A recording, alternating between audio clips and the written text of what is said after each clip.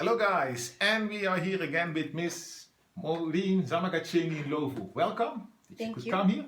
And we're going to discuss again a chapter from this amazing book, Connecting the Dots Backwards. This book is also, by the way, you can order it on Amazon.com. And chapter 5 is called My Treasure is Stolen. Are we talking about jewelry or what are we exactly talking about? I'm talking about my son. Your son? Yeah. Wow. So what happened with your son? Well, his grandmother stole him from me.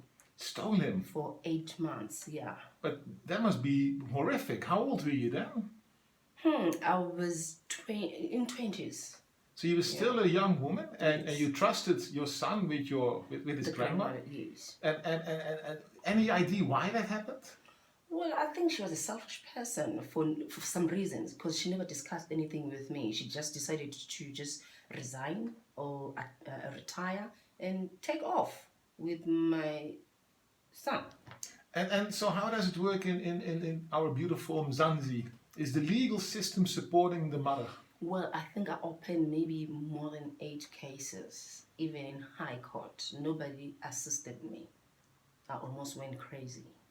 When you say I almost went crazy, can you describe a little bit like about mentally this? I was no longer stable because I have lost something that was dear to me, and it was a treasure to me, and I only had son that time, so I was really going crazy. Some few friends helped me, and spiritually and everything else, they were praying with me until I got him back. And how long did it take to get him back in your household again? And how old was he also at that stage? I think he was 8 years. He was 7 turning 8, because I couldn't even say happy birthday because the grandmother would drop my calls when I'm trying to say happy birthday to him. So yeah, he was still young. And if you look back at that period, could you have seen it coming, or was there some signal that there was something off with the grandmother? I did see it coming, but I thought maybe I was delusional. It was me, because she knew that I had to take my son back at home now, because she was leaving Joburg. But something I didn't know is that she was going to act before I acted.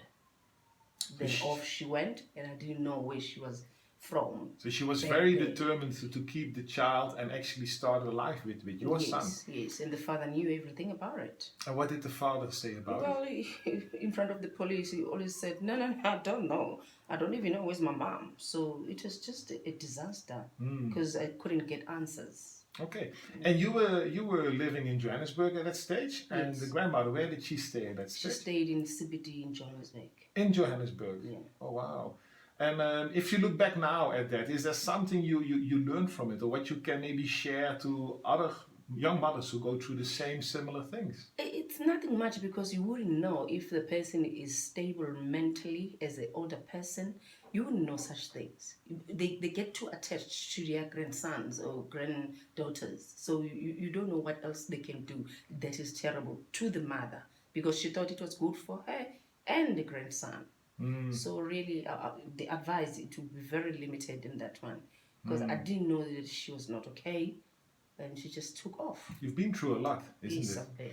And last question, do you still have a relationship with the grandmother? Yes, of course. I reached out a few years ago because my son now is old. I was like, okay, you know what?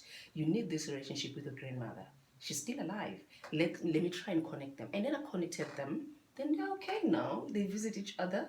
I let him go, but it's gonna be his decision now. If they want to take him away from me, then it will be him who should fight for that, to say, no, I'm going back to my mother, or not. Because he's old enough right now. Because he's old enough now. I'm okay with that. Wow. Safe. So guys, if you want to read more about that quite amazing and tragic story, chapter 5, in this book, Connecting the Dots Backwards. My name is Corné van Dongen. I am a life coach, and thank you for being here, Marleen. Thank you so much for having me again. You look awesome today, by the way. Thank you. Fucking bread not on the